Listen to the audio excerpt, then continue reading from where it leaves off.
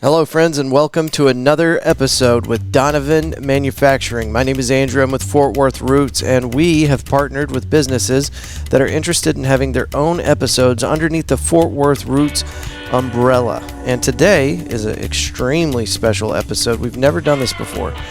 Our friends at Donovan Manufacturing took complete control of the wheel. So Donovan from Donovan Manufacturing is conducting this interview with a friend of his, completely independent of your host from Fort Worth Roots. I think it's amazing. I think it's great. And we're looking to do more and more stuff with Donovan Manufacturing. And Dillon did such a great job doing the intro. That'll be enough talking out of me. Thank y'all so much for being here. Dillon, take it away. Good morning, everybody. I hope y'all are having a fantastic week.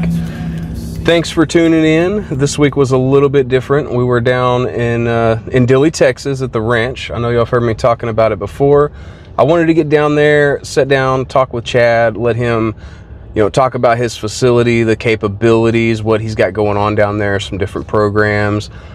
We did a good job of that, and then we dove right into entrepreneurship and, how that affects our daily lives, how we view the world, lessons learned along the way, the whole works. So I hope y'all enjoy the show. Thanks for listening, and y'all have fun. All right, guys, welcome back to the Donovan Manufacturing podcast. I know y'all have heard me talking about him on some of the previous episodes we've done. This is Mr. Chad Timney with the ranch down in Dilley, Texas. Chad, you want to go ahead and introduce yourself? How you doing? My name is Chad Timney. I'm the owner and operator of the ranch down here in Dilley, Texas. We operate a 350-acre campus. It is a tactical training facility geared for military units and federal agencies, police, first responders, and pretty much any kind of private or executive protection security teams. We also host a myriad of events from 501c3s to events within the industry, manufacturers, and media events as well.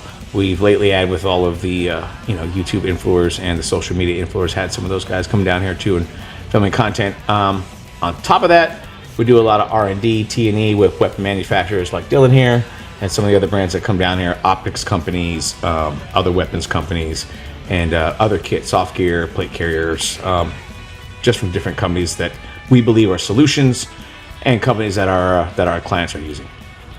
Right on. Relax. Yeah. Breathe a little bit, man.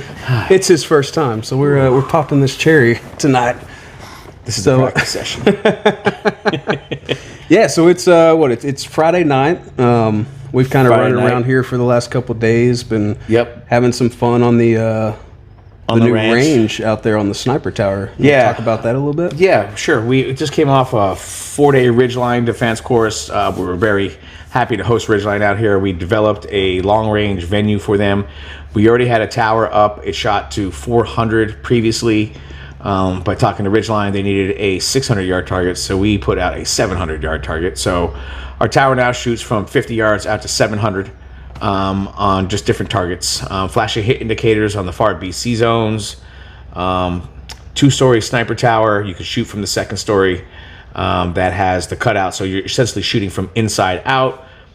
A lot of depth in that room, so you can build urban height sites and shoot. And then you go to the top floor, where we're doing most of the shooting in the classes from that tower up there.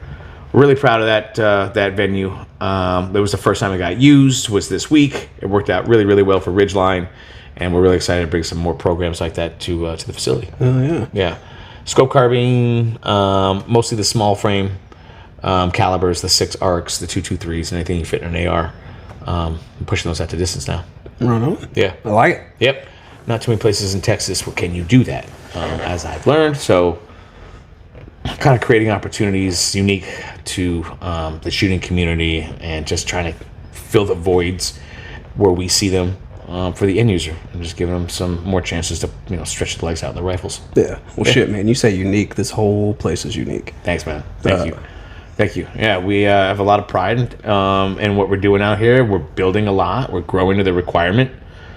When I say building the requirement, so the requirement of our clients that are coming out here and want to see the growth that meets their needs. So kind of take a look at what their needs are, kind of look how it makes sense, and then go ahead and build. And what we have found is that what one unit or one agency needs, typically another unit or another agency needs. So building to one client is actually helping out the rest of our clients. So yeah, man, building this thing out, it's starting to come together. We got a long way to go. But yeah, we're excited. What is this year? 2025 is year 3 for the ranch. So yeah, growth is happening. We have momentum. More importantly, we've got a great staff, got a great team. Small staff, small team, but doing some really big and great stuff, man. We're excited for 2025. Right on. Yeah. So what's some stuff you got coming up here? Well, so in the fall, what we're going to have is we're going to have a lot of the government work. But for the summer, I got a lot of the open enrollment courses. So we've got some pretty cool classes coming up. Things outside of just shooting. So I've got the green side training coming out with their man tracking course in July. That's going to be pretty cool.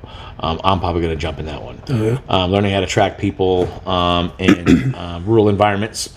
I think it's going to be really cool. I haven't taken that course, but again, I want to learn that one. We've got a bunch of CQB courses. We've got Frogman Tactical here this weekend doing a CQB course in the shoot house this weekend. We've got some rifle pistol courses this summer. We're going to do a lot of night shooting this summer. The ranges are lit up. The shoot house, of course, is lit up as well.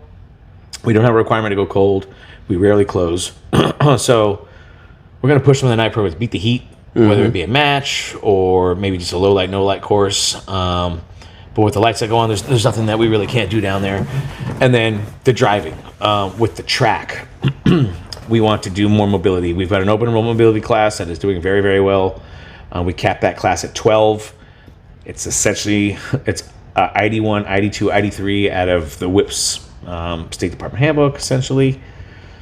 We've omitted some of the offensive movements, but it's a great course. Look, as I saw them teaching that out here, I just saw the value in that course for just other walks of life, especially if we're omitting some of the stuff that's just not specific to civilian life. We've had everyone from security guys from PSD teams to just straight civilians to kids where parents are dumping their kids in this class. Kids that are timid drivers, parents that are just concerned about their kids driving. You know what I mean? You teach them how to text and drive? Yeah, right. Teach them all the things not to do and the things to do. But what stands out in my mind about that class is that if you take a class and you sign up your kid for some driving course, they're going to be on a public road, so they're going to have a driver's license, and they're not going to be able to do the kind of things that we can do on a private road course, right? So no license required. What we're working with are kids that have, they're just getting a permit. If they're able, the state says they're allowed to drive next to their parent, they're allowed to drive next to an instructor. And then just putting them in the defensive driving scenarios that what we see that they're going to see. We have the data, we have the information, the vignettes to recreate and kind of take all this training that we're doing and push them into scenarios and see how they perform. And the after action reports and the reviews on this class are phenomenal. Oh, yeah. Yeah. So if I'm not mistaken, I know I came down and did one of your mobility courses. I believe it was the first That's right, one, you wasn't took it? the first one. Yeah. With Martin. Yeah. Martin's a great instructor. Yeah, so let's talk about your instructors. Yeah, so Martin. So Martin's our lead instructor for mobility. Look, the guys that are teaching down here, most of the guys that work with the ranch, not the 1099 outside instructors, but the guys that are with the ranch staff, had a history of working down here. We haven't really got into what this place was. Mm-hmm. So this place was International Training Incorporated. This was called ITI. It had a rich history of pre-deployment spin-ups for the global war on terrorism in the early 2000s. From what I learned, this place was essentially designed by 2 OSI Air Force colonels. And it was built. It was a Blackwater site. This was their overflow campus, and this is where they did majority of their mobility here. Fast forward, I think they wrapped up in here, and I want to say 13 or 14. So what are we talking about? 10 years later, after they closed, we reopened it, and those instructors and those guys that used to work here found us. Started talking to us, and lo and behold, we kind of brought back the band all the way down from the guys that work in the shop. They built that shop in the early 2000s. So again, I keep going back to our team and our staff. They're the ones that make everything here possible. But I can't say enough about those guys. The backgrounds that they have, the value that they bring to every course, to every student, the experience, and just the ability to teach. They're great instructors. Yep, and they're great people. Yep. Yeah. So your mobility classes, they're not just learning from any of these instructors that are doing your defensive driving in Fort Worth, for instance, going taking a class. Like these are actually like old B-dub guys who have been there, done it, experienced it. Correct. All of these dudes, majority of them have experience overseas. Martin in particular, running PSC details overseas. Kirk and Monty. Kirk was a SWAT medic working for the fire department. Have a rich history as a mobility instructor down here for ITI. Monty as well. He currently works for the fire department. I believe he has a military background as well. But yes, these were the dudes that were teaching the spin-ups here. Like I said, in the early 2000s, for these guys that were about to punch out overseas. So they just have such a rich history of who they were teaching, what they were teaching, and just they kept that. Look, there's not too many guys that have been working together for 25 years. You know what I mean? And these dudes show up here and they've been working for 25 years. To me, like, there's no more scumbags in the room after 25 years, right? Like, everyone in front of you seem like you can trust. They all had good things to say about each other. So that's what we have going on here. And they just fit the bill. Like, you've been down here. You see how those guys are. Personable, easily approached, super humble, but have done all the work before. And they're passionate about just transferring that information to today's warfighter or first responder or whoever it is that they're working with down here. And it's fun to watch. Oh, yeah. Yeah, there's no doubt about it, man. I've been down here a lot. I know I've spent a lot of time with Kurt, them guys, and they're definitely passionate about what they're doing down here. Man. Yeah, they love it, man. It's refreshing. It's refreshing to have this kind of team, man. Everyone does it with a smile. There's hard days, there's long days, there's hot days, there's days where shit's just breaking, things just don't work right. But the client, the end user, the customer, they never see that. They get this great event that's run smooth in their eyes. We're really good at what we do, man. And having that team and someone you can depend on, a whole gang of guys you can depend on, is why this place is working. So yeah, I can't say enough about those guys, from Ernie and George. Edgar meeting us coming off the tower, bro. We just came off the sniper tower to a tray of like barbecued saucy ribs, and all this great food. So it's a different feel out here, man. I don't even know how to explain it. It's not in the business model. It's just happened organically.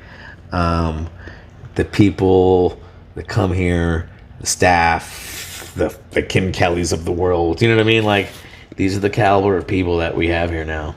And it shows, because I talked to the end user before they leave, and they're like, right, your staff is second to none, man. Yep. So, yeah. Yep. It's really cool. Yeah, man, staff's great. Let's talk more about the facility. So we're talking about mobility classes. I know you've got the racetracks out there that you're actually putting these classes on. That's what, 1.2 miles? Yeah, track 1's 1.4 miles with the pits. Track 2 is 1.4 miles as well. We call the track 2 the third wheel track. It's in a little bit of rougher shape, but that wasn't by design. When we bought the place, it was in rough shape. But the client was like, hey, like, this replicates a lot of the roads that we're seeing in some of the places that we're actually deploying to. So thank God, they were like, keep it all fucked up. I was like, oh, wow. Oh, so that's what we did. But it works really well. We kept all the vegetation. I've never been. Let's be really clear about that. But what I've been told is that it looks a lot like Somalia at certain times of the year. It looks a lot like South America. You've been back there.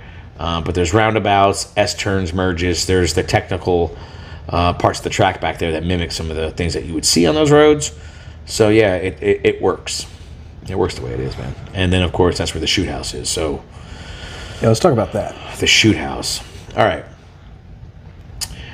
The shoot house we built. When we got on property, everyone was real quick to point out that you don't have a shoot house, and we were like, well, we'll build one. So we did. We built an 11,000 square foot live fire shoot house.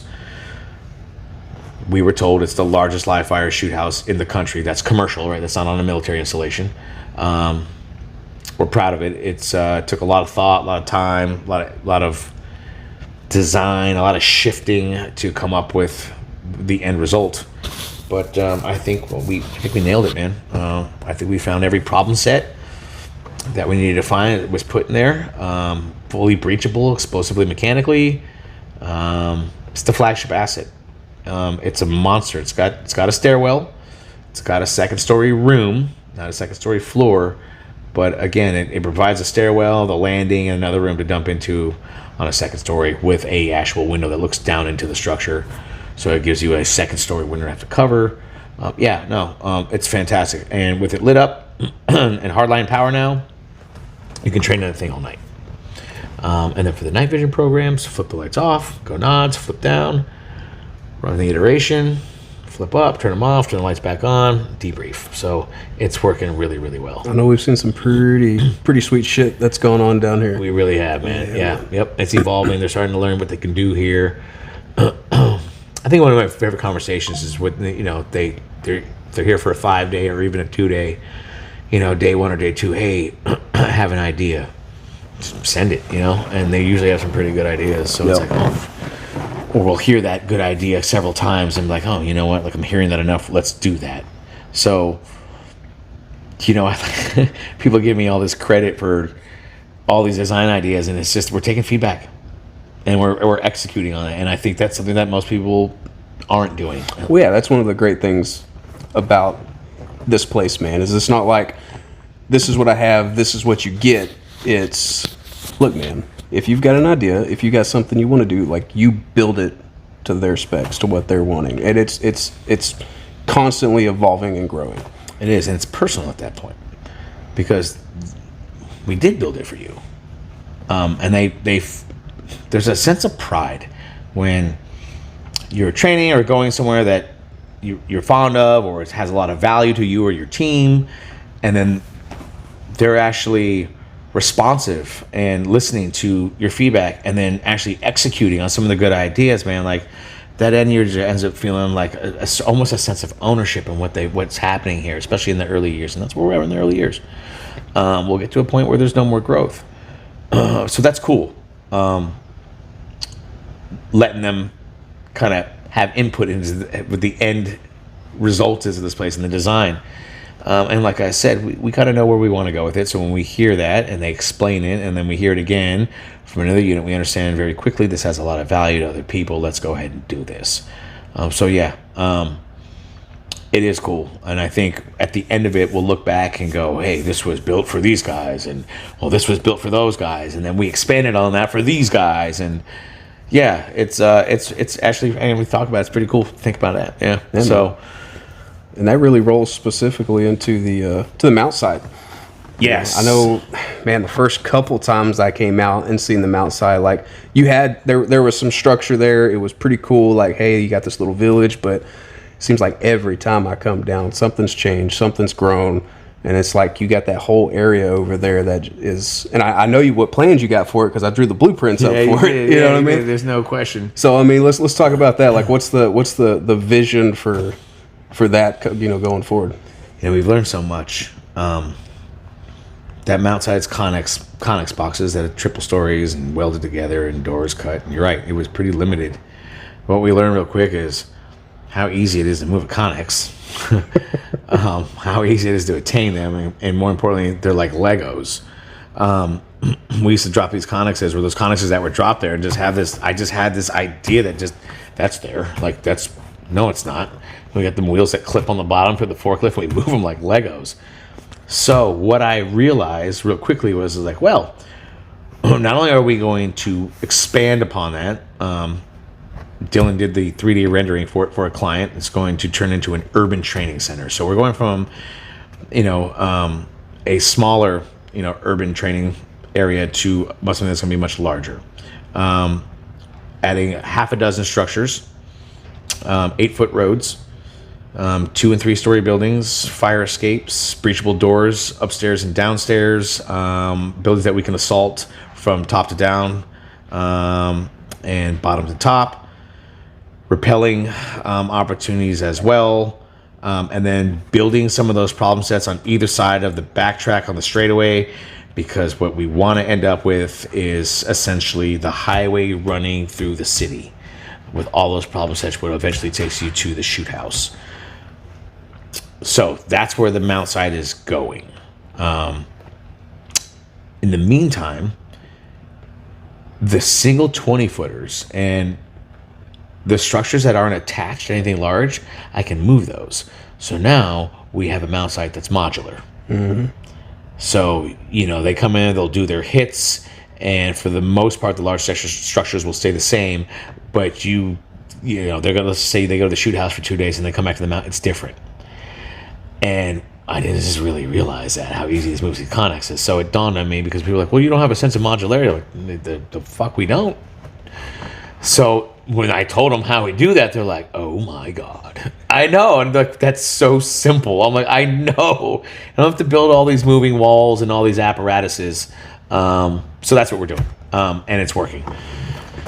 Fire departments, the smoke training we're doing in these Connex structures, setting these structures on fire, using some of our industry partners for battlefield effects and fire effects within that Connex village as well. That thing's going to have so much value to so many people. We can't wait to get that going. We put that catwalk over some of the sim houses. We have wood sim houses in Connex Village as well that we built early on when I didn't have a shoot house. That's what we were using. Yeah.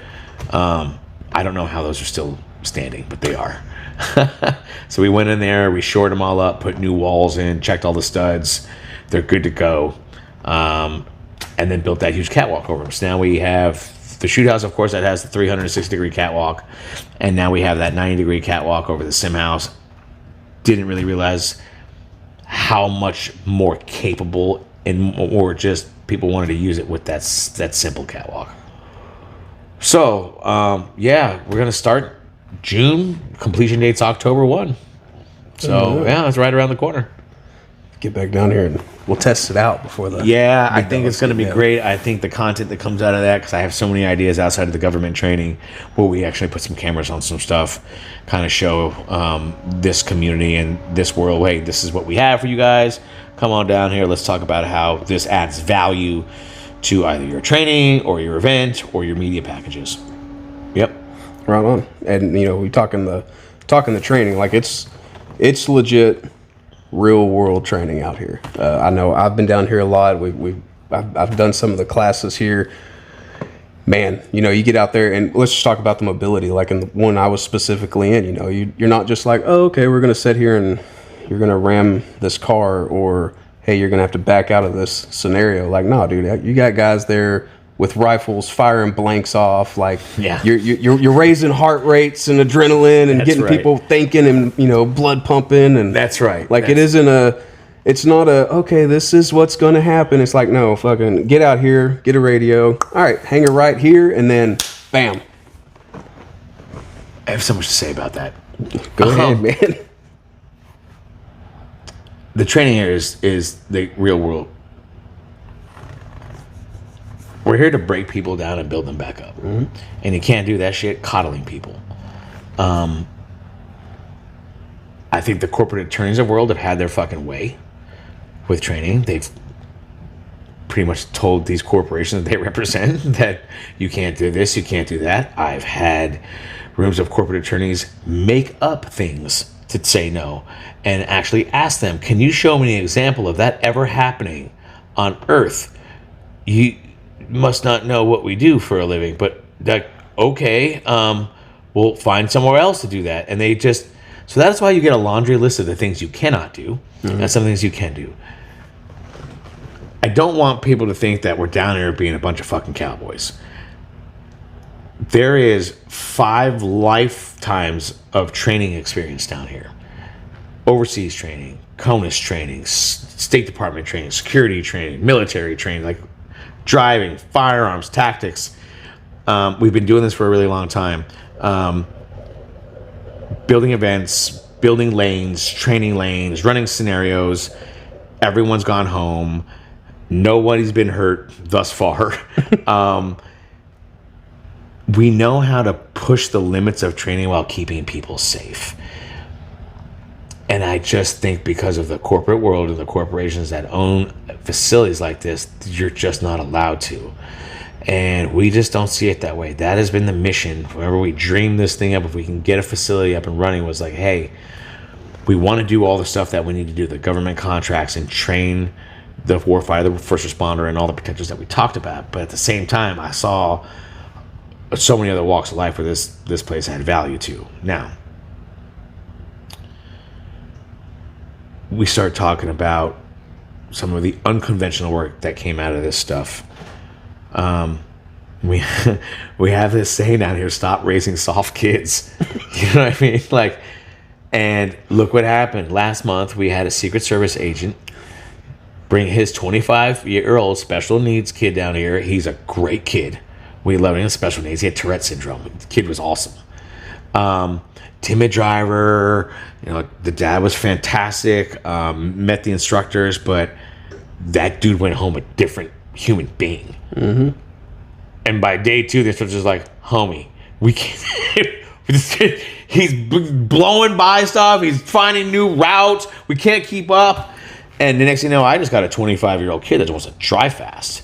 And he built all this confidence. And we got this review from his father that he put on LinkedIn. We've posted it on our IG. And that's when it just clicked what we're doing here and who we're doing it for. Helping families, helping kids, building more resilient children. But this all came out of this whole ideology of like, let's just push training. Let's just push them out of their comfort zone. They can go anywhere and stay in their comfort zone, right? There's a lot of people that want to build false sense of security and they want smiles. I'm not here to get your smile. Like, if you're smiling at the end of it, great, we've done our job. If you're not smiling out of it, well, it's not because we didn't do our job or deliver what we were going to deliver on. It's because you got your ass kicked or your dick kicked in because this was hard. Mm-hmm. And Dillon, that goes from our competitive shooting matches to the scenarios we build to the training packages and the POIs. We don't make things hard specifically just to be hard. We make things hard because in the real world, shit's hard. It sucks. There's variables. Mm-hmm. Things change. Cars break down. Guns don't work. People bleed out. But, so we keep throwing things into their scenarios, and just when they think they've got it figured out, we throw them a curveball, right? So we're really good at doing that. Now, you take that mentality, and then you apply all of the training aids that we're using for the military. So remote-deaded pyro, full-on moulage, a lot of bloody medical scenarios we have out here. Flipping cars over and mock pinning people underneath them with blood spilling.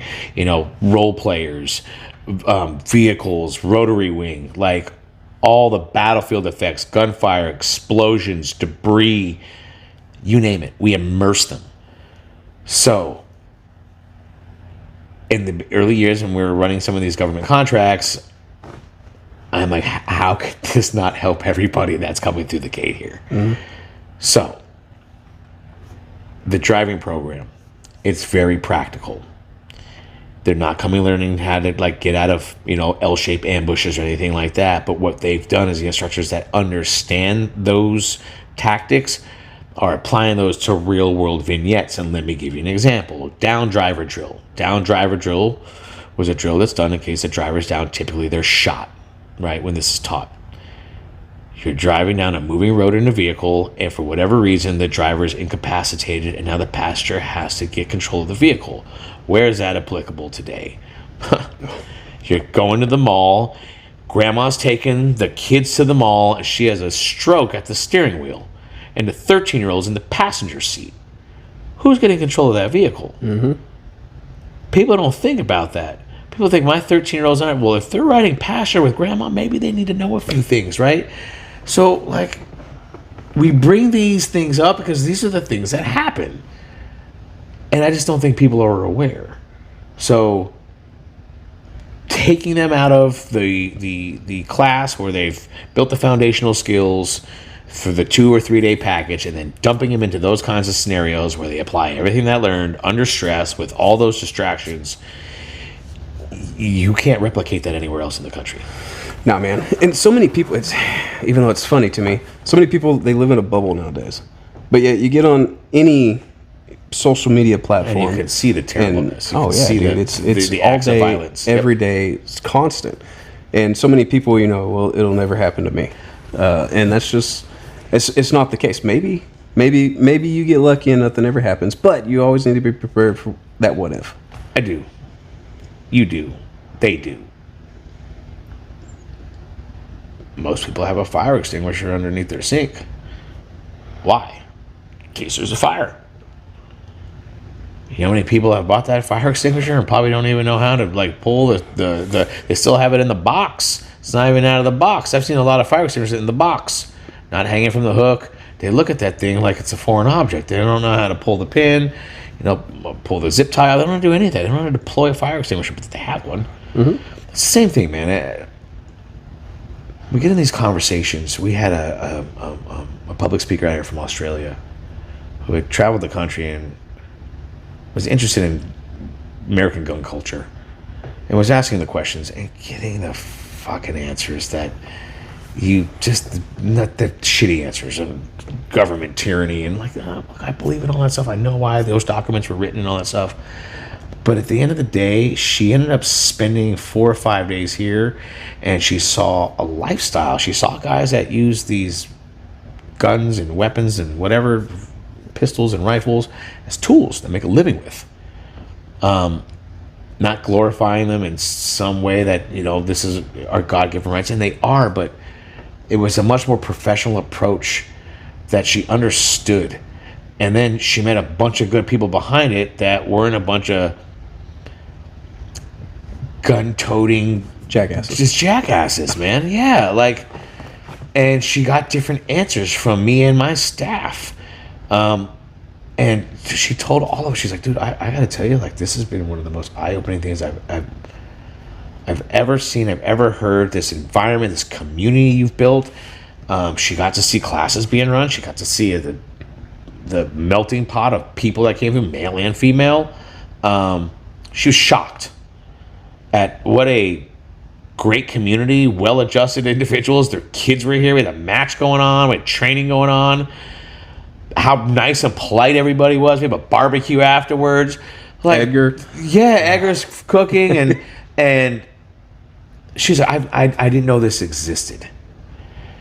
And I remember her saying, she's like, now I know why you guys fight for this so hard, because this is a way of life that, I would enjoy. We put her on gun. We got her shooting machine guns. She's just loving life. So, yeah. We look at things a little bit differently. I mean, we believe in all the same things that everyone else believes in. We just see things just a little differently, right? I believe in preparedness. I don't think that's prepping. Back to the fire extinguisher. Why do you have a spare tire in the car? Why do you have all these things? Everyone has insurance. Why do you have insurance? Why are you paying all this money in case something happens? But you live in a bubble. I don't get that. So we look at training as just another layer of insurance. It's not a guarantee. It's another tool that we need to learn how to use to keep you, your family, or whoever safe in case something like that happens. Dillon, there's a lot of cases of people just pointing guns at people and keeping their family safe. They never had to shoot the perpetrator. No one reports that stuff. So whether it be the firearm or the mental mindset that they gained while they were here, the empty hand skills, the pre-attack indicators that kept them out of all that trouble that they recognized that they learned here. It's this big ball of wax. That's how I look at this. The driving, the tactics, the shooting, the medical, the nighttime stuff, the counter surveillance, the pre-attack indicators, the advances, all this stuff. If you take what the security teams do with, some of the advanced surveillance that they do before you get to a location, you understand what they do there. You can take some of those principles and apply those to your own life, right? To keep your family safe, right? There's all these things that these teams do, whether they're doing stateside or they're punching out of the country, that is so practical to living your life and not living in this state of paranoia, but just having these knowledge tools behind you to understand what you're looking at when things are starting to unfold. Mm-hmm. People they pull up their cell phone, bro, and they stand there ready to catch let me just film this. I don't understand it. I never for the life of me. I don't come from that. I don't get it. You're just going to stand there and be a liability. Out of 100 people, you're going to have 3 or 4 people actually actioning something, and the rest of them will be pointing cell phones and shit. So, yeah, man, like, I don't agree with it, so we're trying to change it.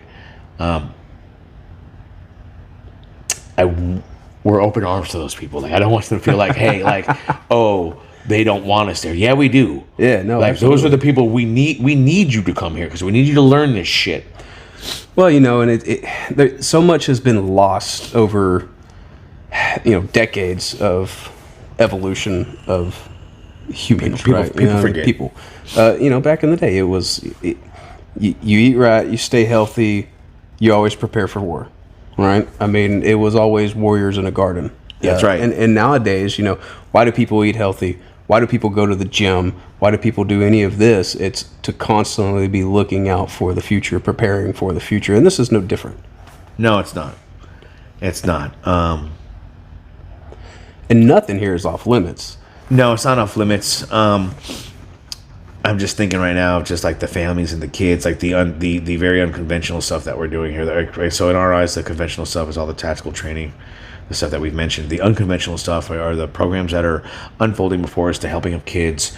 We're developing some life defense program that I'm writing with Kim, helping young ladies in particular, but young kids that are getting ready to leave the house, go to college, never really been out on their own. Their parents are worried about them driving, about just their street smarts and how they're going to keep themselves out of trouble. Yeah,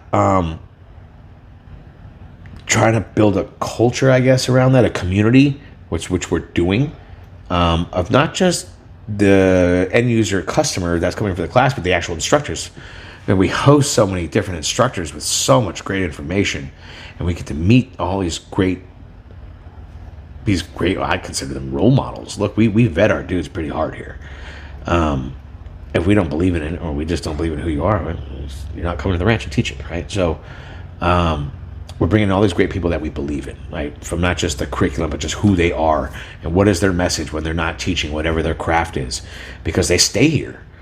Everyone stays on site. So after training, what are we doing? We're bonfiring and barbecuing and drinking beers and smoking cigars and sharing stories and seeing who's who. Mm-hmm.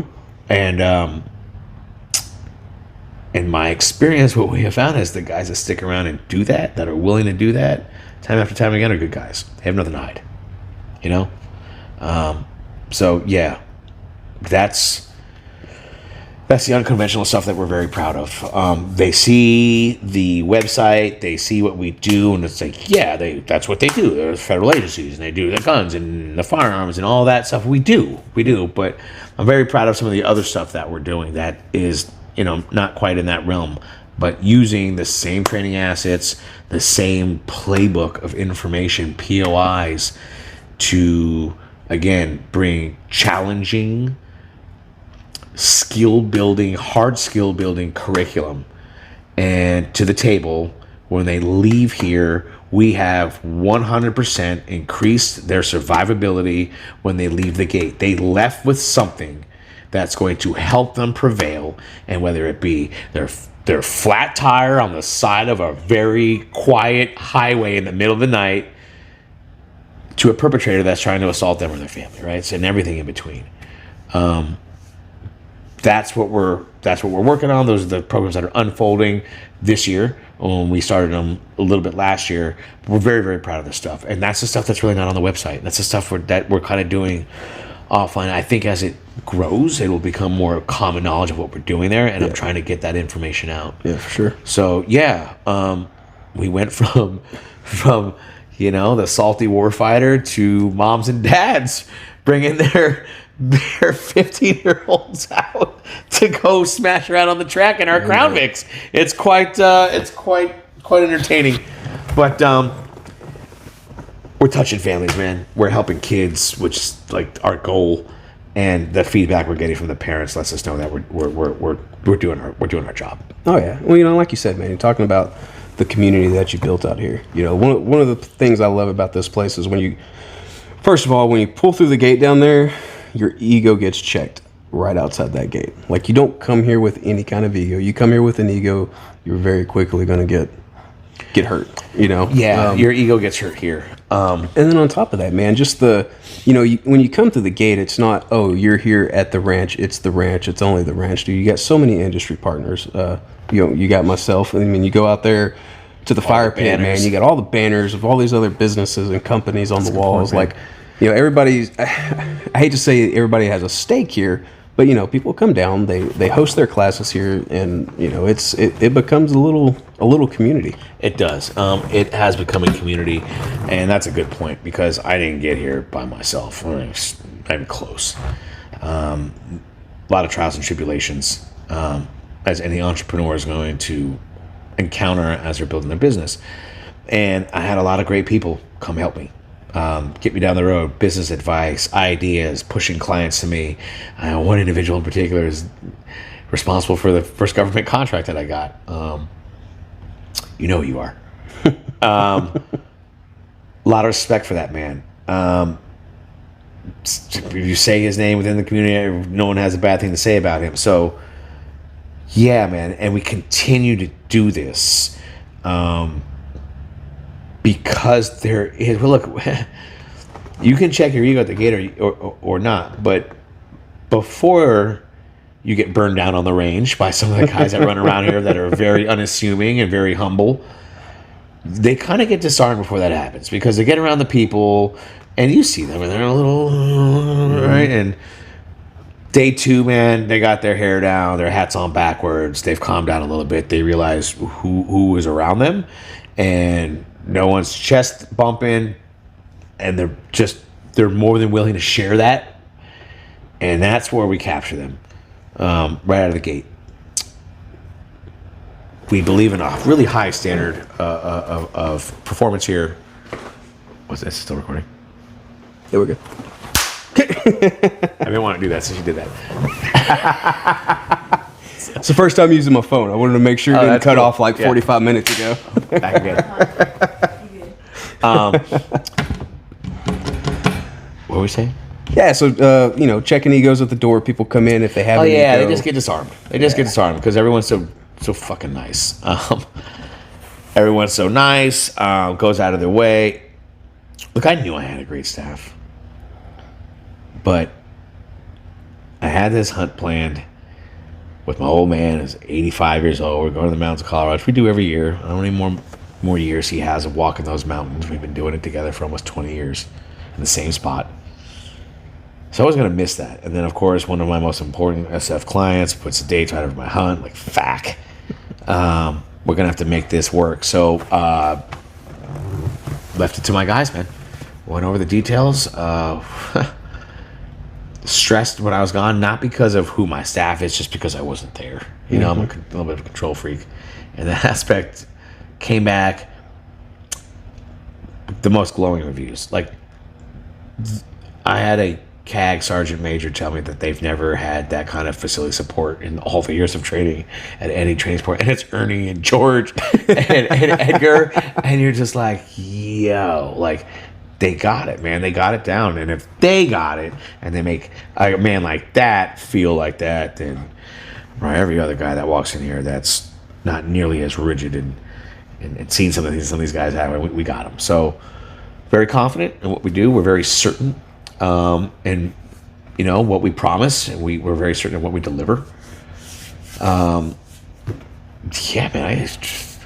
This is a lot different conversation than we were having 2 years ago, man. I remember the conversation. The building process is starting over, and the hardship.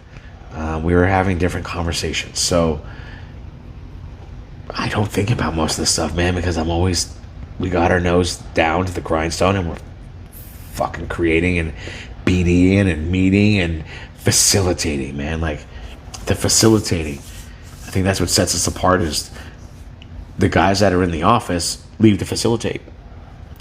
The gals in the office are out facilitating, right? There's no one in an ivory tower here. There's no one that's sending down orders and sending out the minions. Are there times when the minions are out there without the leadership? Sure. But we built this with leadership out there, sweating, grinding, digging, doing whatever, getting bit up, getting their hands crushed on every piece of steel out there, and just doing it with them. And I think that's the biggest difference. And look, I don't know. I get told because we have guys coming from different facilities that either work there or serve with a unit that train. And, they get a good view of what's out there, who's who, and they come here and give us that kind of feedback, knowing the kind of experiences they had. Like that's how I know it's working. It's not me. I'm not like, oh, hey, I surmise that this is working. I'm always the one wondering. I'm like my biggest critic. I'm like, man, is this working? You know what I mean? Like, is this like? And then they come up with like, oh shit, it is. Wow, okay. And it took years of that, right, to finally be like, this is who we are. This is what we're doing. This is how we do things. And this isn't some model that we had to write down on paper to try and live up to. This is who we are. It's easy. Well, even then, you never quit working. Hell, I mean, it takes me 4 or 5 days of calling you before I can get you on the phone. I know. And that's there's a downside to all that, right? Like, I'm on a tower with ear pro on with a bunch of dudes shooting. I'm not answering the phone. But I don't think that holds up. I don't think that stops things. I think it takes little things to get done. A little bit longer to get done because maybe I'm not answering the phone on a Monday. I'm answering on a Wednesday or Thursday, but I do answer the phone. I get back to everybody. But me being out there with my client, for whatever reason, I feel like I need to be out there is important. Oh, absolutely. Because they don't get that anywhere else. They don't get... Like, again, I don't know, but I'm told these places, especially the bigger trading facilities, they're run by boards. It's board of directors. You don't. The owner's not out there on the line with you guys. The owner's definitely not hanging steel. Tell you that right now. How much steel did we hang yesterday? Like, holy shit, dude! I think my very first time I ever came out here, I pulled through the gate, pulled up, was like, "Where you at?" Down on the lower range. Get down here. Get down there. It's like, hey, grab that, grab that, grab that, grab that. Come on, yes sir. Never met you before in my life. I get in that mode, bro, and I just see another dude. I'm like, hey, grab those stands. They're like, I don't work here, but they're working. Yep. And they just do. And it's so cool because, like, so many guys should be like, fuck you, I don't work for you. Like, the fuck? They just look at me like, okay. They just do. And then later on the audio, I'm like, hey, man, like, I'm sorry. And they're like, no, it's okay. I just want to help. And I'm like, everyone's so fucking cool. Oh, yeah. Yeah, man, it's labor of love. I don't know what you call it. I'm exactly where I should be. I know that. Which was why it makes it the sacrifice, right? The sacrifice we don't talk about. The time away from family, the time away from holidays, birthdays, all that shit. It sucks, but it's worth it. What we're building, the people we're touching, the most fulfilling work I've ever done on so many different sides of this business. Yeah, man, like, I'll get to the day where it's conventional, more of a 9-to-5 feel, even though it'll never be a 9-to-5, but yeah, man, we work a lot. And I saw this meme, I guess, or some post, and it dawned on me, because that's what we're doing, but it says you pay your bills with your 9-to-5, you build your empire from 6 to midnight. And that's what we were already doing.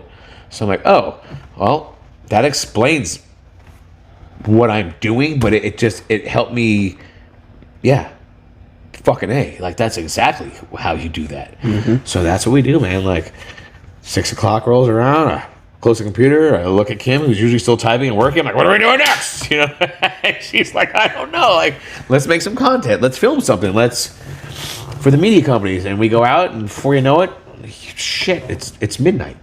So media company. So you just started a new media company. Yeah. So Kim Kelly and I started the Ranch Media Group. Kim's been a loyal associate of ours. I mean, she's been down here. I met her through you. What am I talking about? You guys brought her down here, man. Yeah. Through the Donovan Demo Day. She's continued to come down here. Do you know what she does with the anti-child trafficking and her entity with Digital Defenders and all the great work that she does? That's when we met her, of course. She continued to come down here, support the programs. Then we had an opportunity to actually just sit down and not just be out on the events, you know. She came down for the Drift event. We actually got to sit down and actually just like talk business and talk. Look, she has a full-on fledged advertising marketing agency, and that's what she does. She's done a lot of other things. But when we got to talk to business, I understood how much she actually knows and how smart she is. She cited some of the things that I already knew with our website and some of the things you're doing. And, I told her how I want to grow, but more importantly, she was saying things to me about conversion and how we're growing the business through the advertising that no one else was saying to me. And then real fast, we're talking about things with the ranch, processes and systems, people, organizational pieces, databases, all this stuff. And I looked at it and was like, would you consider coming on board? Because I realized at that moment how much I need her, this business needs her. Yeah. And she did. She comes on board, we go to SHOT Show. We understood very quickly at SHOT Show how much the media is touching people. Like you said, we're down there working these crazy hours. I never leave this bitch. I barely turn on the TV. We've been working so hard. We finally got to see the result of the work when we went to SHOT Show because there was brand recognition and brand momentum that I didn't even know existed. And it was really cool because she was there because she got to recognize that with me. And I didn't feel crazy, because I'm like, is this happening, And then she's like, do you see what's fucking happening? I'm like, oh my God, this is really happening, right? So second day of SHOT Show, we're already strategizing how we're moving forward. We haven't even left. And then just the talks about media and what they're doing and how these big brands are capturing whatever it be, their long form video, short form video, their stills, their marketing, their banners, whatever it may be. We understood what they were doing. And we quickly understood we have everything that they need at our fingertips. I have now a full-fledged marketing agency, and we partnered up on this. So Kim's a partner in the Ranch Media Group. She can't do it without her. She can't do it without the ranch, and it made so much sense. So away we go. We've already got 3 big clients doing some really cool stuff, getting creative. We have our own pre and post edit team. Specific videographers we bring in for specific clients, specific projects. We have in-house videography now. It's phenomenal, and it just goes hand in hand. So on top of creating, let me tell you what I mean by that. So look at a big company. We've talked to a bunch of them, and they have these media days to capture all this stuff, right? And so we started asking them, what are you doing, and what does this usually cost? And the number was anywhere from $60,000 to $100,000 is what it costs for these companies to find a facility, get the role players, whatever equipment they need that's outside of what they manufacture. So if they're a gun company, they need Humvees and boats and rotary wing and all this shit. They got to pay for all this stuff. Find a facility that can do that, and then more importantly, more costly, ship everyone out there, planes, flights, logistics, hotels, meals, cars, all this stuff. And what we learned is that anywhere between 60 or 40 to 30% of the 60 to 100,000 they're spending is just on getting there. Yeah. We haven't made shit yet. We understood real fast that we have everything here. I have all the Humvees. We have the rotary wing here from our vendor. I have all the role players on site. We've spun up our guys that have been role playing for SF teams for 3 years now. All the kit, everything. We have it all. I don't have to rent shit. We live here. It's in our backyard. Mm-hmm. So I looked at them and said, tell you what, don't put anyone on a plane ever again. So if they're a rifle company, send me your rifles. Your creative, your marketing team takes a marketing creative call with my marketing team. They go over the shot list. They're very specific of what they want to capture. We capture it for you. You save all that money, and every dollar you spend with us goes to the actual creation of the content. Yep. And it's been a home run. And they're biting off on it, and they see that the work that we're doing. More importantly, Dillon, this is who we are. You know what I mean? We're gear nerds. And not for the, look, everyone loves the LARP. You know what I mean? There's a level of LARPing going on out here. But we're shaking out kit. We're seeing what's working. We're running the shit out of it. You see how I run product out here. whether it's a rifle, an optic, a carrier, it's in that Polaris. It's getting sweat on. It's getting rained on. It's getting beat to shit, right? We're breaching doors with it. I'll get called off the line just to go fucking cut down a tree because it's in the way of a new lane. I'm doing that all. It's like we're ranching in our stuff, like, and shit's failing. We're finding fail points, and we're proud of that because the companies understand that. They're like, if you want it broke, give it to Timney. He'll break it. Yep. Not intentionally, but through hard usage. If it can be broke, we will break it. So that's come out of that. Working with them, creating this content. Now you have events coming in here. Everyone wants a recorded video of their cool event. You know, we're not exactly doing weddings, but 501c3s, 3-day events, whether it be supporting good causes like police. We got War Dog coming down here, the George Pastor Foundation, which is a very important foundation I want to work towards. I got to meet Kim from Kim Pastor and Sully that came down here. There's a bunch of events that we're working on with, you know, just raising money for some of these other 501c3s that are helping, you know, child trafficking and some of these other great events. We want to record that stuff, and we want our end user to have memories from their events out here, so it comes into play there. So, man, it's turnkey. It's turned into pretty turnkey, man. I feel like we went from a tactical training facility to like this venue. Well, it's just a one-stop shop. It is. It's a one-stop shop, and we're very proud of all of these ideas that, for the first time ever, we have an idea, and if my team's like, yeah, we just execute. I don't have to ask. Budget it out, looks good, it looks right, like let's get after it. And that in itself has been the most freeing element to this business for us. It's like we don't ask permission. You know what I mean? And it benefits the customer. Well, and that right there is the only reason that I now own another security company. Yeah, that's right. That's right. How many? God. So I know I've talked about it on a couple of the other podcasts, starting another security company, teaming up with you. I guess let's kind of talk about that a little bit. Yeah. Why don't you take us down that road?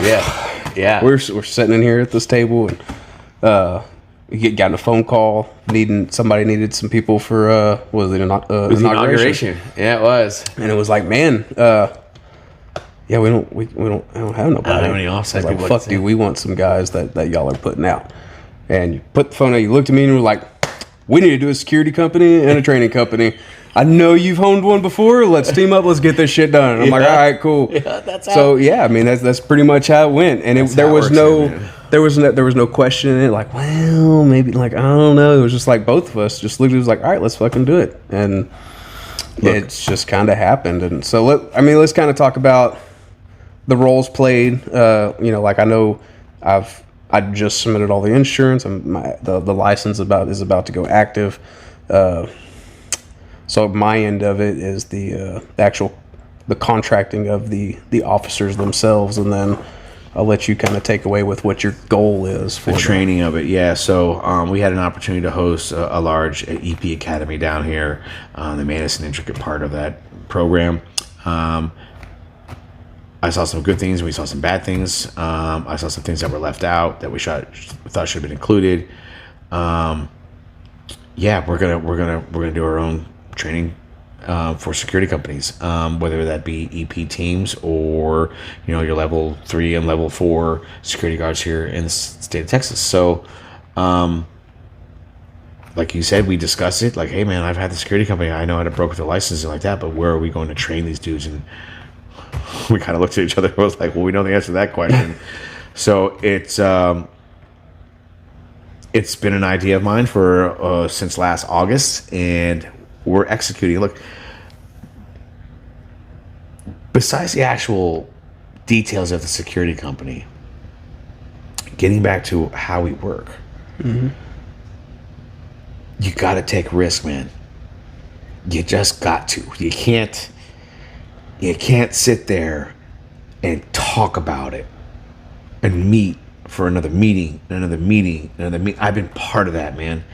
I've been part of that in small business. I've been part of that for a big corporation like Clarion I worked for. I know it. And look, we take risks, and they're calculated risks. I'm not saying go out there foolhardy with your money and just do something silly. Yeah. But, and this sounds fucking corny, But if your gut tells you it's right, the numbers add up, right? And it makes sense, but you're on the fence, you got to go to your stomach. You got to go to your gut. What do you feel? And you're like, and there's also got to be a level of fuck it. We're going to do this. If we fail, we're going to fucking find the failure point, fix that, and try it again. And I think what you'll find is most people that are successful have failed a dozen times at whatever it is that they're trying to do. Most of the guys that I have met that are successful, when they failed, they didn't try something else. They tried to do the same thing a different way. Yeah. They never got dissuaded on their idea, their invention, their vision. They just found a different route to get it done. And we ended up having to live that. I got to tell you, man, like the security company, the media company, Canine, jumping into Canine. I don't know shit about Canine. I have I rely a lot on some other people to run Canine. These are all risks. You've seen some of the risks work well in the beginning. You've seen some of these risks we've taken have a level of, unfucking that we had to tweaking, right? If things weren't working, and then we had things that were working well in the beginning and not working well now, and things that were working well in the beginning that are working well now. But in that space, you learn. And then you learn the biggest lesson that I learned was like, hey man, like, you can get back on the horse. Like, holy shit, like, you can get back on the horse. If you didn't do something that's so detrimental and you're willing to eat shit again, what I mean by is like you're eating ramen and you got some steak for a little while, now we're going back to ramen. Some people aren't willing to do that. Nope. They're really not willing to do that 2 or 3 times, and we've lived that. But I got the taste of steak. So I want to eat steak again. More importantly, I know I got there. I'm going to get there again. Mm-hmm. And that's what keeps happening. So I think there's a lesson here in just life and business with what we've done here, outside of the details of the security, the training, and all the cool stuff. There's entrepreneurial lessons that have been learned here. There's entrepreneurial stories that I think will help people that are in fucked up places right now with their business. Because, look, I think one of the craziest things to do in life is to start a business and then depend on that business's revenue to support your family. That is pure dedication, and that is the epitome of risk. So coming out here in the earlier days, I had Donovan Manufacturing. It was just kind of the side thing. You know what I mean? That's right. Building the rifles for you. Yeah. And I can remember specifically sitting at the table one day, and you're just like, "Hey, man, like, what's going on? You just look like something's eating." I was like, "Man, like, shit's just not going the way it's supposed to be. This, that, and the other." I remember that conversation. You looked at me and you were like, "Look, dude, if you give yourself an out, you're never going to succeed." I was like, okay. And I went home, and that really stuck with me. No shit. And then, Russell, my business partner, he really pushed me to get into it to begin with. No, he did. And that it was through him that I got to meet you. Yeah, that's right. And got me out here. And he on a daily, man, this dude calls me and will push. But I'll never forget that conversation with you. And it was just like, okay. And I'm pretty sure it was like that following Monday, I went in and went to my boss, who's a good friend of mine, and was like, "Put in my 2 weeks notice, man." He's like, "What?" I remember when you did that. And I knew the guns weren't going to just pay the bills. So started the print company. That's right. Now I've got the print company. I've got the gun company. I remember the the biggest thing that was to me was when you got the storefront, you got the hangar. Yeah. And I was like, no shit. Yep. And I could hear it in your voice too. I was like, oh shit, he's doing the damn thing. Yep, that's cool.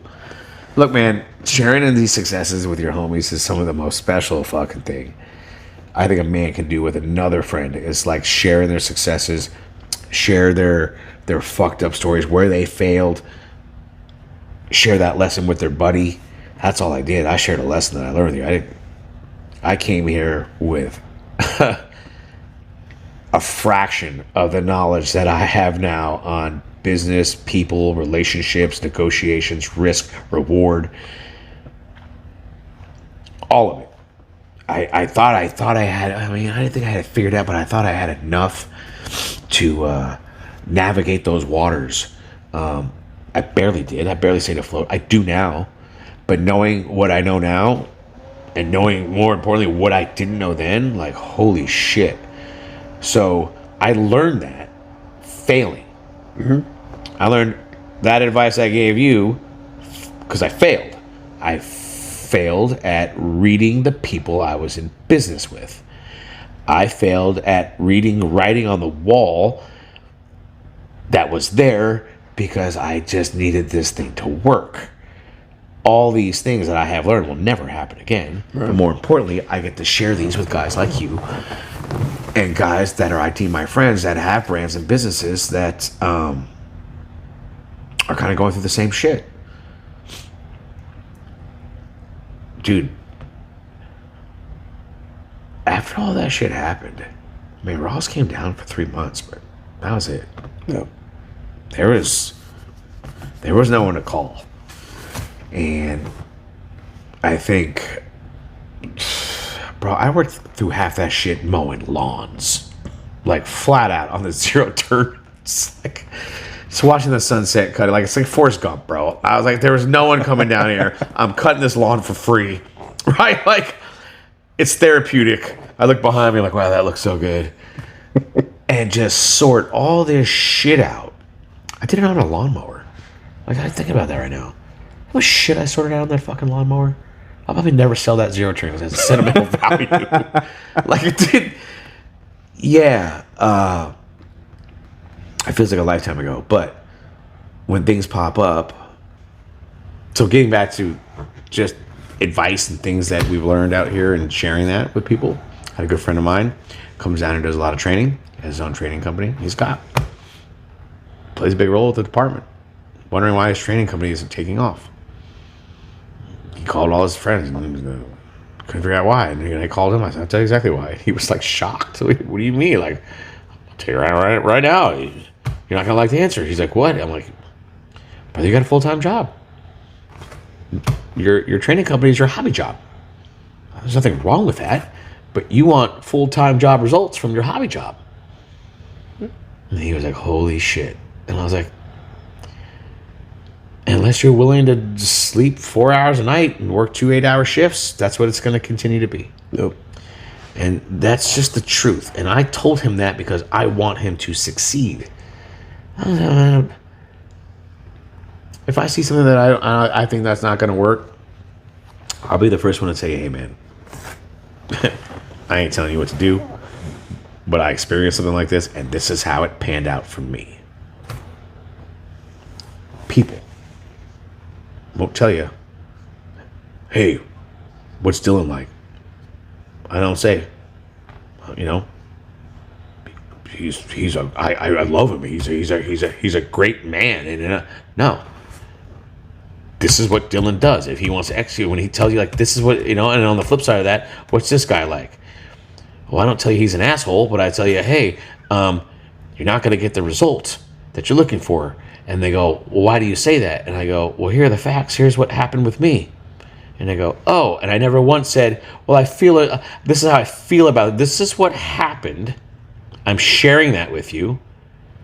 I don't think you want that to happen to you, but you do what you want with that. Dillon, I've watched. I've been asked questions, and that whole "it's not my problem. I don't want to make this my problem." I've seen people get themselves in situations where I had just spoken up, they wouldn't be in that situation, and I feel like shit. Yep.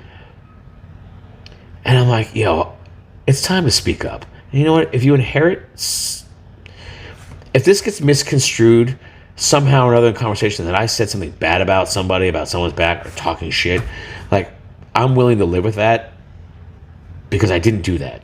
That's not what I do. They're obviously asking me a question because they know I have an answer about either a situation or a person, and I just give them the facts. So if they go, hey, what kind of gun does Dillon build? Well, factually, here's what kind of gun he builds. A fantastic solution for law enforcement would be select fire, barrel length, caliber. We have 13 of them now. You know what I mean? Like, I never once told them how I felt about you. No. I never once said how I feel about the brand, or like, these are the facts. I think that's important when you're talking to your friends and you're talking about business and you're sharing information. I think it needs to be factual. It needs to be unemotional, and you need to be having the hard discussion with your friend if he's your friend.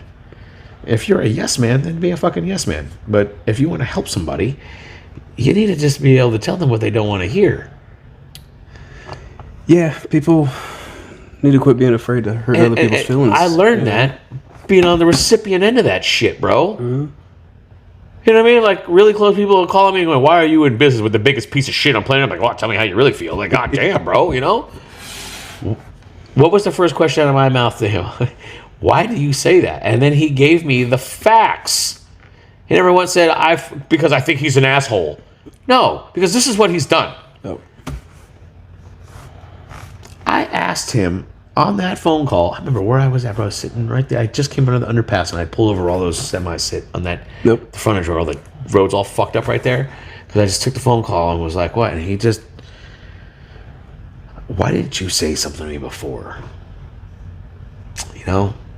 And he had a pretty good answer as to why, but that was I remember that shit vividly. And I just remember saying to myself, pissed off, going back like, I'll never fuck these motherfuckers. Like, so many people could have just said something, and maybe I wouldn't have listened. Maybe I would have listened. I would like to think I would have listened, but I wish they would have said something. And because of that, I'm never not going to say anything anymore, man. I'm just not. And I've learned to live without a filter, to the point where I'm a big guy, bro. I don't portray myself as a tough guy. And if you want to punch me in the mouth for something I said that I felt was right, okay, I'll just get punched in the mouth. But that's not what's happening, man. People are like, damn, you were pretty opinionated. Can you tell me why? No. And usually, I'm like, here's why. I'm like, oh, fuck. Well, and it's lessons like that, conversations like that turn people, specifically entrepreneurs, into the entrepreneurs that we are today. Yeah. Without a doubt. And if it was but I think there's a lot of entrepreneurs out there that feel like they're on an island. Yeah, because I know what that was like when they're going through the hardships of starting up a business. They're on this island, and like I said, had I known what I know now, I probably wouldn't fucking be here, bro. Like, there's a level of ignorance that it takes to just jump 2 feet into something like this. I'm like, yeah. Like, honestly, I knew what a dude said to me. He said, analytical people don't own fucking businesses because they've analyzed 10 times how it's going to fail. And I was like, holy shit. Like, that's true. Yeah, man. We're just out here trying to make it work. And when you're in the trenches and you meet other dudes in the trenches that are trying to do the same thing, man, it's just a level of camaraderie and of relationships you build in the trenches. You just do. That's foxhole mentality. Mm-hmm. When shit's not going right and you got someone by your side, you remember those motherfuckers. So, look, everyone's happy and everything's ready to high five and everything's going right and the money's flowing and, there's not a problem in the world. But you find out who's who when shit hits the fan and business ain't going right. Yeah, these are valuable stories for listeners, man. There's a lot of guys trying to do stuff. I think there's a lot of guys that are... My biggest fear is getting stuck in a cubicle. It wasn't being broke. Wasn't any of that other shit. It was just, I'm going to get stuck in a fucking office for 10 hours a day, 5 days a week, with some overtime. Never see outdoors, and do that for somebody else. And I don't know when my thought process changed. They sold the show, I got so along with it. I was happy to go so along with it, but I think it was my corporate experience where I just got lied to every day by fucking suits. And there were a lot of other experiences that came along with that. But at some point in time, my mindset changed. And it changed what I mean by that, it was, look, I have no problem with sleepless nights and stressing over shit. I'm just not doing it for this motherfucker who's in London. London, bro, telling me how to do shit in Vegas. Like, what the fuck are we talking about here? And doing things just in a shitty, unethical way. I call it running your company by the spreadsheet. We all have spreadsheets, but there are a lot of other factors that come into making a decision. Yep. They make the decision based on the spreadsheet. And when I learned that, like, these are the things I said to myself, I'll never do that. Like, I'll never run my business like that. If I ever own a business, right? Yeah, man. These are the things that will help push somebody out of that fucking cubicle. Because I have a really strong feeling there's men like us stuck in a cubicle somewhere, bro. I feel like we have to be rescued. Somebody has to do it, right? I know someone's in a cubicle with some fucking business plan that they've been writing while they're at work for fucking 10 hours doing, what are those TP reports? What were those from that movie? Right? Like, doing all these reports. Just jump. Get the fuck out of the cubicle and jump. This is what it's going to equate to. Stu said it to me. I forget what public speaker said this about entrepreneurship. You jump off the fucking cliff and you build the plane on the way down before you hit the bottom. hopefully you get the wings built before you hit the bottom. And that's it. It sounds simple. It sounds terrifying. It's a very simple process, but it's absolutely terrifying. So, like, again, these podcasts, these conversations, I love talking about the facility. I love talking about what we're doing. But we get into these conversations about our businesses when no one's listening. We don't have cameras on, and I think we're saying some really good shit as we work through our problems that other people could learn from. Yeah. And that's important. Well, I know it's the hours and time that I spent down here with you, whether it be at this table in here, out on, your machine, running around in the middle of the night, the conversations we had, you've definitely helped talk me out of some difficult spots in owning a company. I know, there's a couple of times I've been here and like I was just ready to put it down, and you're like, look, bro, like, just stick it out, man. Yeah, I know. Just stick it out. I had someone do the same thing for me, bro. Same thing. I'm fucking had it. I think it was but last week or the week before, I was ready to give it up then. I was just like, I'm done. You misplaced 10 grand. Everybody misplaces 10 grand at some point in time of their life, okay? Oh, God. Yeah, no, man. Well, man, you gotta be a glutton for abuse. You gotta have a sense of humor and all this shit. Well, what I've learned the most is there's always going to be stress in your life, whether it be bills, family, business, whatever it is, man. You just got to learn to not necessarily let it go and not care about it, but don't let it weigh you down. Like, hey, you lost 10 grand, you'll make 10 grand. Persistence is key, man. No, I agree. And always have a game plan going forward. Yeah, what you're talking about is that saying, enjoy the journey. Mm-hmm. I had a finish line that I wanted to make it to, and I made it there pretty early in my 20s in Vegas. Late 20s, early 30s.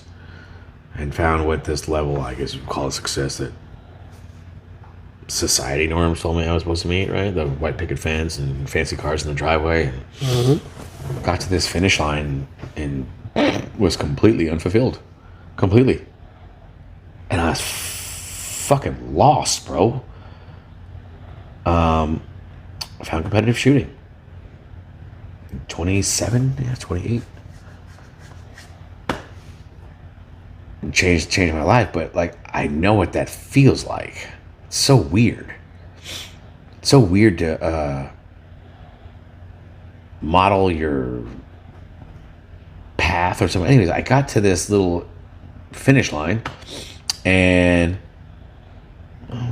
fuck this. And then what I realized was like I was so preoccupied with getting to today. I don't get me wrong, I had a lot of fun, but I'm so preoccupied with getting that moment, and then I didn't want the moment. It's so weird. Well, maybe that's what drives the entrepreneurs is, we get to that spot that other people are supposed to be satisfied with, and it's just... You want more. Yeah. You want more. What's retirement? I just got to ask that. Like, what are you going to do? Still retire? What is that? I have a hard time watching people work till they're fucking 80 to retire. To live 5 years. If that... retire at 70 and live whatever 5, 6, 7 years of doing what you want. It's crazy to me, man. This life is so short. I got what I would call it the bad experience, but the good learning lesson of losing people early on in my life. Carried a lot of caskets for us 18. Vegas was just a violent fucking town. 24 hours. Went to high school there. Grew up there. I had friends on cops. I had friends that were doing other shit.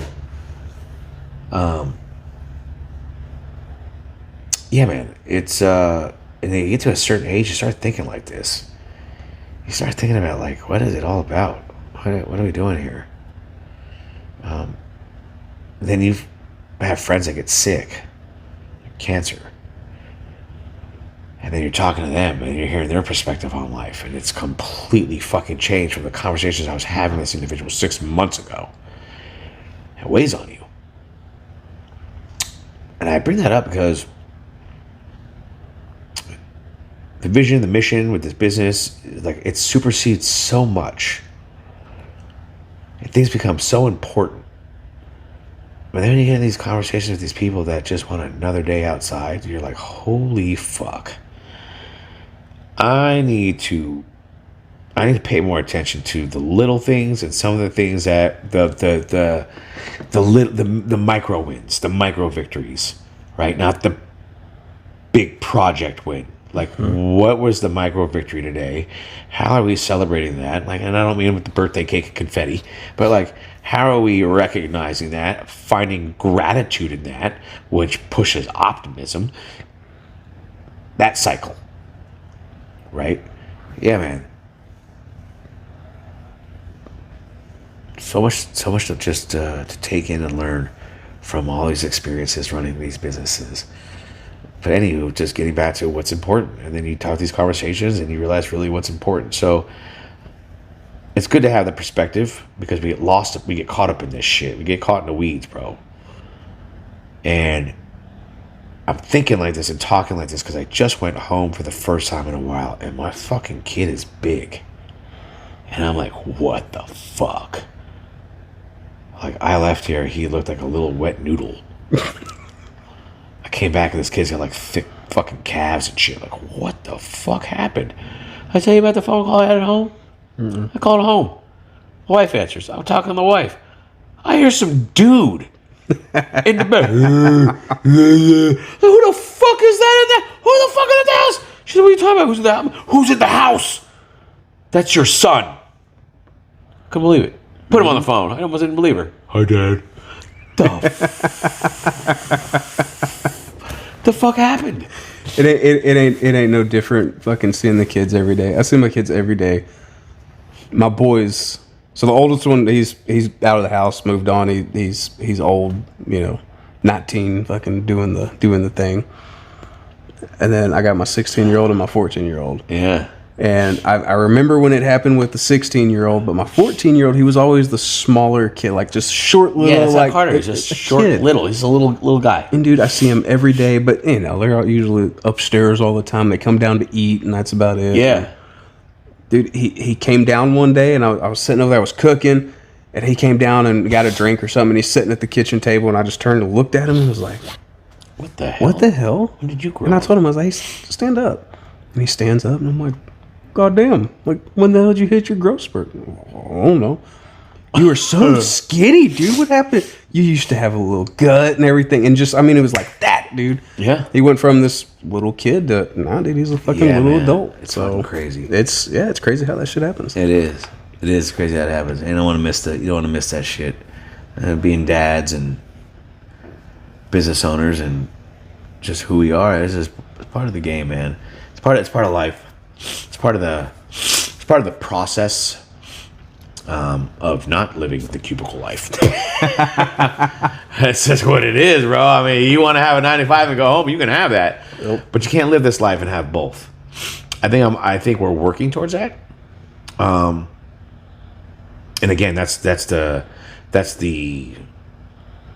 byproduct of this, some of the negative, but there's not too many negatives on what we're doing, the lives we're touching, things that we're doing down here. It's such a crazy. I hear myself say that shit. The lives we're touching, it's like we're fucking.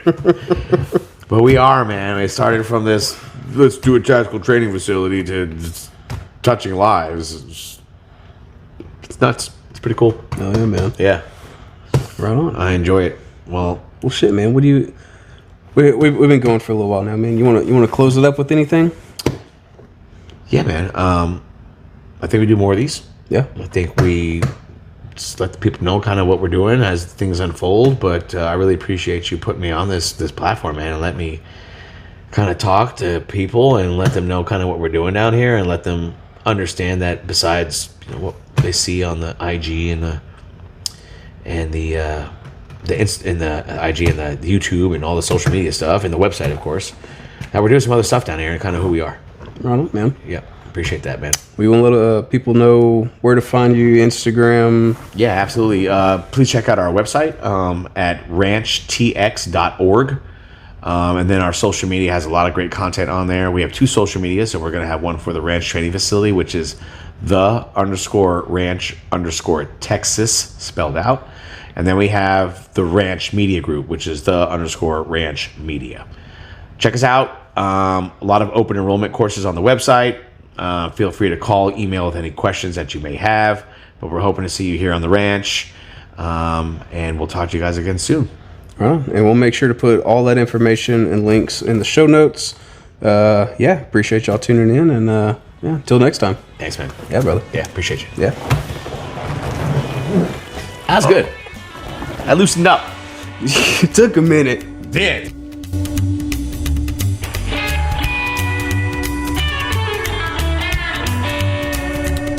Well, I'm not gonna beg you, and I don't wanna fight. Back off, boy, 'cause this woman, she bites. Well, I'm going inside.